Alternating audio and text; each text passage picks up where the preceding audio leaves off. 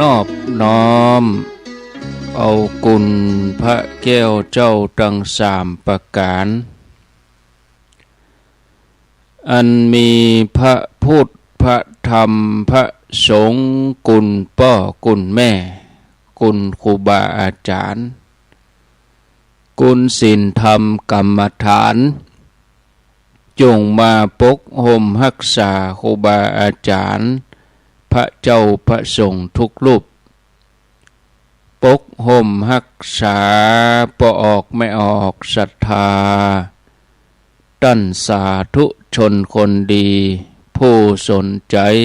ใฝ่ในธรรมทุกท่านขอถวายความเคารพแสดงความนับถือพระมหาเถระพระเถรานุเถระเจ้าคณะพระสังฆาธิการครูบาอาจารย์เจ้าที่เปิดวิทยุฟังอยู่ที่วัดที่ว่าเวลานี้บ่ว่าจะเป็นหลวงป่อหลวงลุงตุปี่ตุน้องเพื่อนสหธรรมพระสงฆ์ทั้งหลายจุตนจุองค์เจริญปอนญาติโยมตั้นสาธุชนคนดีผู้สนใจใฝ่ในธรรมทุกท่านอนุโมทนากับสถานีวิทยุทุกคลื่นทุกที่ทุกแห่งที่เปิดสัญญาณรับเอารายการนี้ไปสู่ผู้ฟังทางบ้านบ่ว่าไกลว่าใกล้อนุโมทนาในน้ำจิตน้ำใจที่ท่านได้อนุเคราะห์เวลามอบเวลาถวายเวลาให้กับพระสงฆ์ครูบาอาจารย์ได้มาเผยแผ่ธรรมะปกปะศรัทธาประชาชนบ่ว่าเมื่อเจ้าบ่ว่าเมื่อตอนบ่ว่าเมื่อค่ำยามคืนเจ้ามืดก็ตื่นขึ้นมาเกาะสัญญาณเชื่อมสัญญาณนำรายการนี้ไปสู่ประชาชนทุกหนทุกแห่งมาแล้วเนอมาแล้วมาปะกันแล้วมาปะกันในรายการเสียงธรรมแสงอรุณประจำเจ้านี้เจ้าของวันพัดวันพฤหัสบดีที่27เดือนพฤศจิกายนพุทธศักราช2568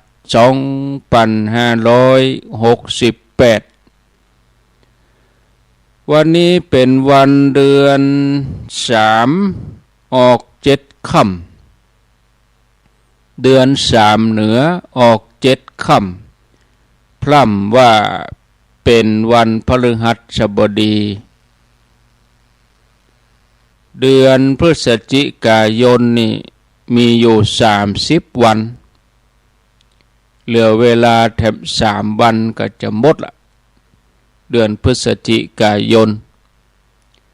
เดือนหน้านี่ก็เดือนสุดท้ายของปี2568ไผที่ยังบ่ลุกเตื้อก็นอนอยู่หั่นก่อนเด้อเพราะว่ามันหนาวมันเย็นโดยเฉพาะ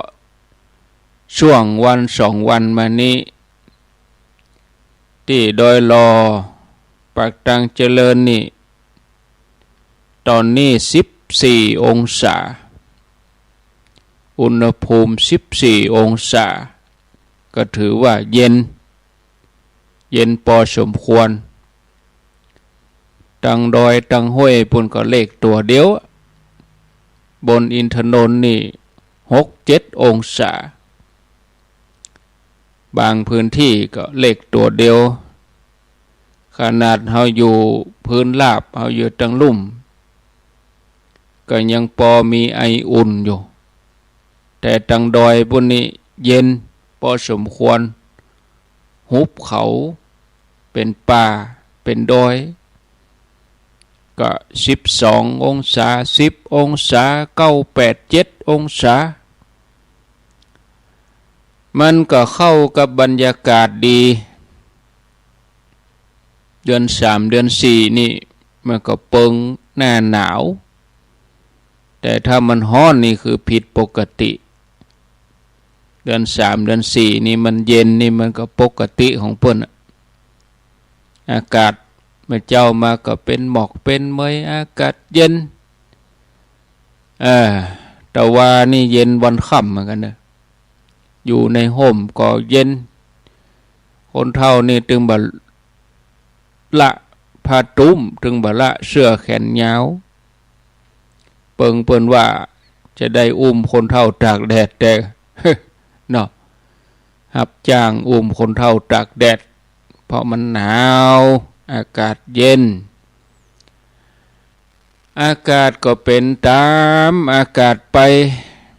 รายการก็ยังมาเอาเวลาว่าตามเวลาอาตมาภาพก็รับผิดชอบตี 5 ถึง 6 โมงกำเดียวรายการต่อนี่ก็ยังบ่แน่ใจเตื้อก็อินดูหลวงปู่พอสมควรเพราะว่ามันเย็นอินดูหลวงปู่อินดูคนเฒ่าเปิดพอสัญญาณถ้าเปิ้นบ่ได้เข้ารายการก็จะเอาเทปออกอาตมาแต่ว่าเมื่อเจ้าก็บ่ได้เข้ารายการมันหายใจฟืดโดยเฉพาะอากาศหน้าหนาวนี่โอ้มันหายใจบ่สะดวกมันเย็นอากาศมันชื้นแล้วเฮามานั่งอยู่นี่สำให้แต่ก็ใส่อุปกรณ์ครบอยู่ถุงเท้ากาหมวกกาผ้าตุ้มกาก็ใส่ครบหมดแต่มันก็ยังเย็นญาติโยมเขายังแขวนกะตุ้มผ้าห่มผ้านอนฟังเอาสะดวกสบายนอนฟังก็ได้รายการนี้มีชื่อว่ารายการเสียงธรรมแสงอรุณดำเนินรายการโดยอาตมภาพ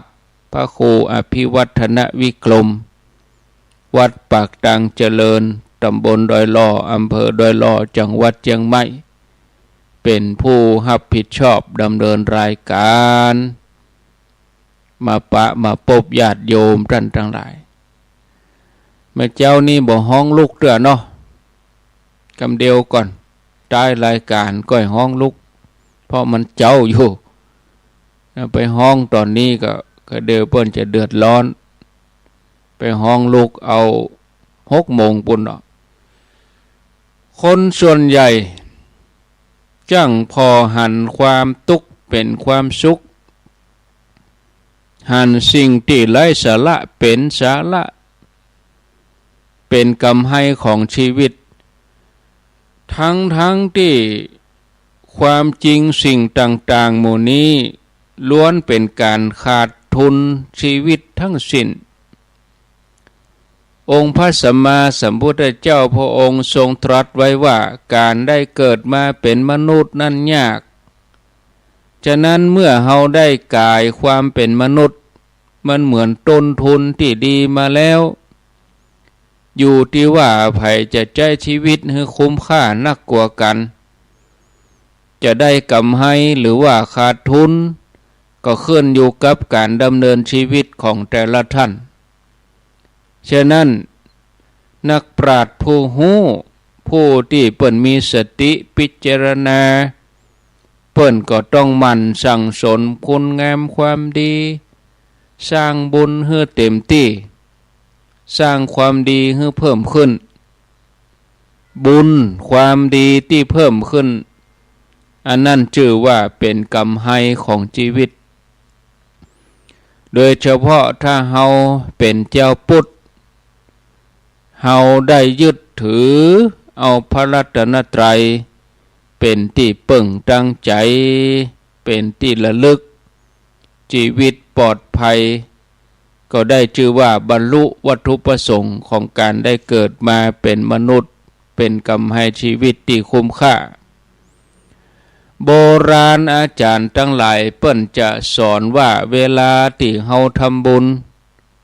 บอกว่าจะเป็นบุญที่เกิดจากการเฮือทานรักษาศีลเจริญภาวนาเปิ้นบอกจะไปลืมในการอธิษฐานเพื่ออธิษฐานใจกำกับไว้เพื่อเป็นแผนพังในการดำเนินชีวิตที่เราจะเดินทางในสังสารวัฏที่มันยาวไกลส่วนการอธิษฐานนั้นกรรมอธิษฐานจะต้องมีคำว่าขอให้ได้เข้าถึงมรรคผลพระนิพพานให้เป็นพลวะปัจจัยได้บรรลุเข้าถึงมรรคผลนิพพานนอกนั้นเป็นกรรมอธิษฐานรองลงมาเหมือนในอดีตชาติของพระราหุลในสมัยของพระพุทธเจ้าปทุมุตระประมาณ100,000 กัปที่ผ่านมาพระราหุลเคยเกิดเป็นลูกคหบดีเหมือนเดียวกันกับพระรัฐบาลเถระในเมืองหงสาวดีเมื่อพ่อของท่านล่วงลับไปแล้วท่านทั้งสองก็ได้รับสมบัติเป็นมรดกตกทอดเมื่อได้รับแล้วก็เกิดว่าทรัพย์สมบัติจำนวนนักขนาดนี้ติดตัวบรรพชนเช่นพ่อเช่นแม่ปู่มอนของเฮาก็เอาไปบ่ได้ต่างคนต่างฝ่ายก็ต่างทอดทิ้งไว้เฮาทั้งสองควรจะหาทางเอาทรัพย์เหล่านี้นำติดตัวไปในภพหน้าเมื่อคหบดีจึงสองกึศหาวิธีได้แล้วสั่งให้มีการตั้งโรงทานขึ้นที่ประตูเมือง4 ทิศ 4 ด้านท่านจึงสองก็ตั้งใจบริจาคทานให้แก่คนกำพร้าให้คนอนาถาคนเดินทางไกลแต่ว่าการบริจาคทานของท่านทั้งสองมีความแตกต่างกันคนละแบบคือว่าคนหนึ่งก่อนจะให้ทานสิ่งใดจะถามผู้ที่มาขอก่อนว่าต้องการอะไรหยังแล้วถึงจะมอบสิ่งนั้นให้อันนี้เปิดห้องว่าให้ทานตามผู้ขอต้องการเปิดห้องว่าอาคตวาจกอาคตวาจกแปลว่าให้ตามที่ผู้ขอต้องการส่วนแถมคนหนึ่งบ่เคยถามผู้มาขอเมื่อมีคนมาขอก็จัดสิ่งของส่งเอาใส่ในภาชนะส่งให้ผู้ขอทันทีจะเป็นอะไรอย่างก็ตามส่งไปให้ทานอย่างนี้ให้อย่างนี้ห้องว่าอนาคตวาจกหมายถึงผู้ที่บ่ให้ตามผู้ที่ขอต้องการวันหนึ่งท่านทั้งสองได้ชวนกันไปออกนอกบ้านแต่เจ้ามืดเพื่อจะอาบน้ำชำระร่างกายขณะนั้นก็มีดาบส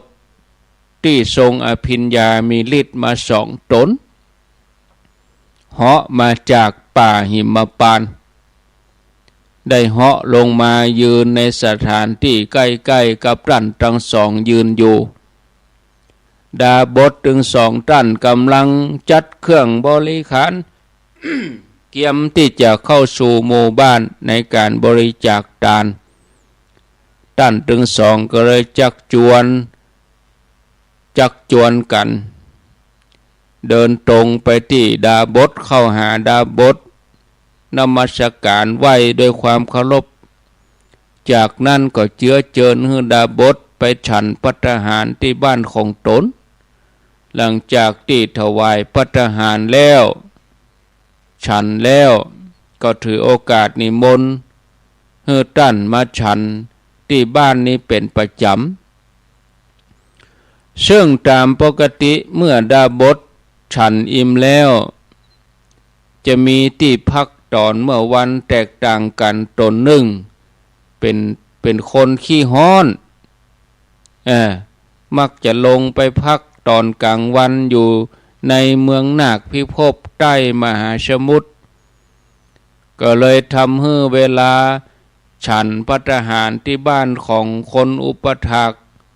ก็จะฮือปอนว่า ขอฮือพบอันเป็นที่อยู่ของท่านที่ได้อุปถากจงเป็นประดุจดังพบของเมืองนาคปุ้นเถิดก็ทำให้คหบดีนั่นสงสัยแต่บ่มีโอกาสถามจนกระทั่งวันหนึ่งก็บอกว่าข้าพเจ้ายังบ่ฮู้ความหมายกรรมอนุโมทนาของท่านขอช่วยเล่าเรื่องพบนาคให้ข้าพเจ้าได้ฟังกำเตอะดาบทได้ฟังแล้วก็ชี้แจงว่าดูก่อนท่านกรรมอนุโมทนาตามนั้นหมายความว่าขอให้สมบัติของท่านจงเป็นสมบัติอันยิ่งใหญ่เป็นดังสมบัติของพญานาคสมบัติของวังบาดาลให้มีความสวยงามวิจิตรอลังการอาตมาอยากให้ท่านได้เสวยสมบัติเปรียบเหมือนการอยู่ในเมืองนาคจึงกล่าวอนุโมทนาของท่านอย่างนี้ผู้ที่เป็นคหบดีเมื่อหู้ความหมายแล้วก็ตั้งความปรารถนาทุกครั้งเมื่อถวายทานเพื่อจักได้สมบัติเหมือนเมืองนาคส่วนดาบทแถมตนหนึ่งก็จะเหาะขึ้นบนสวรรค์ชั้นดาวดึงส์เพื่อไปพักผ่อนตอนกลางวันก็มีปราสาทมีที่พักของเทวบุตรเทวดาเมื่อได้หารทิพยสมบัติอันเป็นของท้าวสกเทวราชก็เลยกล่าวให้ปอนแก่คหบดีผู้อุปถากตนว่าขอให้ที่อยู่ของท่านจงเป็นดังวิมานของท้าวสกเทวราชเถิดคนอุปถากก็เกิดความข้องใจก็เลยถามท่านดาบทไปว่าทำไมพระผู้เป็นเจ้าถึงกล่าวอย่างนี้เมื่อหู้ความหมายของกรรมฮือปอนแล้วผู้อุปถากก็ตั้งความปรารถนาให้มีที่อยู่เป็นดังท้าวสกเทวราชในเวลาต่อมาเมื่อคหบดีถึงสองหมดอายุจากโลกนี้ไปแล้วละจากโลกไปก็ไปเกิดในสถานที่ตัวเองตั้งความปรารถนาไว้คนที่ตั้งความปรารถนาเพื่อจะได้สมบัติของพญานาคก็ได้ไปเกิดเป็นพญานาคชื่อว่าปทวินปทวินทระพญานาคนี่เมื่อได้หารอัตภาพของตนต้องเลยไปเลยมาเหมือนดังงูบ่มีเท้าก็เกิดความเสียใจเกิดว่าดาบทที่พรรณนาคุณของสถานที่นี้มันบ่เป็นที่เจริญใจแก่เฮาจะไปที่ไหนก็เลยไปเลยมาอย่างงูเฮาได้กำเนิดเกิดเป็นนาคต้องเลยโดยต้องเดินทางโดยต้องบ่มีแข้งบ่มีมือสงสัยดาบทที่เฮาอุปถากคงจะบ่ฮู้จักสถานที่อื่นเป็นแน่แท้ขณะเดียวกันหมู่นางนาคที่ประดับตกแต่งร่างกายสวยงามต่างก็ถือเอาเครื่องตุลิยะดนตรีเครื่องดนตรีมาบรรเลงขับกล่อมทั่วทุกทิศให้แก่พญานาคในขณะเดียวกันพญานาคปทวินทระก็กลายร่างเป็นมานพหนุ่มทันทีซึ่งตามปกติเมื่อเหตุ5อย่าง ตั้งแต่ปฏิสนธิหลอกคราบนอนหลับเนี่ยการได้อยู่กับนางนาคแล้วก็ตนเองจะต้องจุติเกิดขึ้นกับนาคทั้งหลายที่แปลงกายเป็นมนุษย์ก็จะต้องกายล่างเป็นนาคเดิมส่วนขหบดีแถมคนหนึ่งก็ได้ไปเกิดเป็นเท้าสกะเทวราชตามที่ตัวเองปรารถนาเนี่ยศรัทธาญาติโยมเอาทั้งหลายจะหันว่าการตั้งความปรารถนาการตั้งเป้าหมายของการดำเนินชีวิตในสังสารวัฏนั้นมันสำคัญถ้าเราตั้งเป้าหมายไว้ถูกต้องจะทำมือเราได้ย่นย่อระยะทางในสังสารวัฏนี้ไปถึงจุดหมายปลายทางได้ไวขึ้นแต่ถ้าเราตั้งเป้าหมายผิดพลาดชีวิตก็ขาดเคลื่อนเหมือนคนเตียวหลงทางจะต้องไปเสียเวลากว่าจะปิกมาสู่หนทางที่ถูกต้องกว่าจะปะทางออกก็ต้องใช้เวลา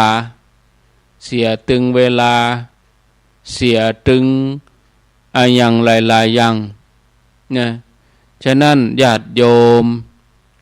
เฮาได้ฟังเทศน์ฟังธรรม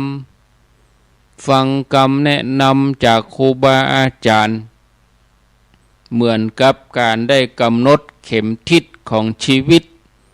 ที่จะนำไปสู่เป้าหมายนั่นคือที่สุดแห่งธรรมเป็นสิ่งที่สำคัญเพราะฉะนั้นขอให้หมู่เฮาทั้งหลายกูคนนี่มันประพฤติปฏิบัติตั้งความปรารถนาตั้งเป้าหมายตั้งใจไว้เนี่ยบ่ควรประมาทในการดำเนินชีวิตเห่งเพิ่มพูนความสะอาดบริสุทธิ์กายวาจาใจนี่ศรัทธาญาติโยมท่านสาธุชนทั้งหลายปั้มเป่งบารมีสร้างความดีไว้เนี่ยสร้างความดีไว้ให้นักเนี่ยเฮาก็จะเป็นผู้ที่ประเสริฐเฮาจะเป็นผู้ที่ไปจากโลกนี้อย่างปลอดภัยเนี่ยบุญกุศลนี่มันเป็นสิ่งสำคัญของชีวิตเฮาเป็นบ่อเกิดแห่งความสุขตั้งแต่ปุถุชนไปถึงอริยเจ้านี่บุญนี่เหมือนกระแสไฟฟ้าที่สามารถทำให้เครื่องใช้ไฟฟ้าต่างๆทำงานได้ลำพังกะพัดลมตั้งไว้บ่เสียบปลั๊กมันก็บ่หมุนลำพังกะตู้เย็นบ่ได้เสียบปลั๊กไว้มันก็บ่ได้แปรสภาพเป็นพลังงานความเย็นทุกสิ่งอย่างบุญนี่เหมือนกระแสไฟฟ้าทำให้เครื่องใช้ไฟฟ้าทำงานนี่แล้วก็พระนิพพานที่เฮาหวังกันเหมือนกับโรงผลิตกระแสไฟฟ้าที่จะจ่ายมาถึงใจเฮาเชื่อมใจเฮาให้อยู่กับคุณงามความดีการเดินทางในสังสารวัฏนี่เฮาจำเป็นที่จะต้องตั้งเป้าหมายตั้งความปรารถนาให้ถูกต้องเนี่ยถ้าเฮาตั้งเป้าหมายผิดพลาดมันก็หมายถึงการสูญเสียเวลาเสียโอกาสเนี่ยโจรหรือว่าคนที่บ่ปรารถนาดีต่อกันประสงค์ให้หรือทำร้ายกันอย่างมากก็แค่ถึงแก่ชีวิตในภพชาติปัจจุบันเท่านั้นแต่การที่เฮาตั้งเป้าหมายไว้ผิดเนี่ยตั้งตนผิดบ่ได้ตั้งตนไว้ถูกมันก็จะก่อให้เกิดความเสียหายในภพหน้าชาติหน้าเนี่ยชนิดที่ว่าบางครั้งเฮานึกบ่ถึงน่ะศรัทธาญาติโยมอันนี้ฝากไว้นะฝากไว้ให้ญาติโยมทั้งหลายได้นำไปพิจารณา นะเอาแล้วเนาะญาติโยมเรื่องธรรมะก็พอสมควรแล้วถ้าก็จะนักล่ำไปศรัทธาเขาจะเบื่อจะน่ายก็หมอกพอให้พอดีหมอกพอสมควรธรรมะนักศรัทธาจะก่ายมันจะแก้นเอาหมอกพอดีตอนนี้เวลา5:35 นาทีบางท่านก็ตื่นขึ้นมาล้างหน้าแปรงฟันทำธุระส่วนตัว เสียงก็ลู่หายติ๊กๆเนี่ยญาติโยมหน้าหนาวนี่มันตึงเจีละ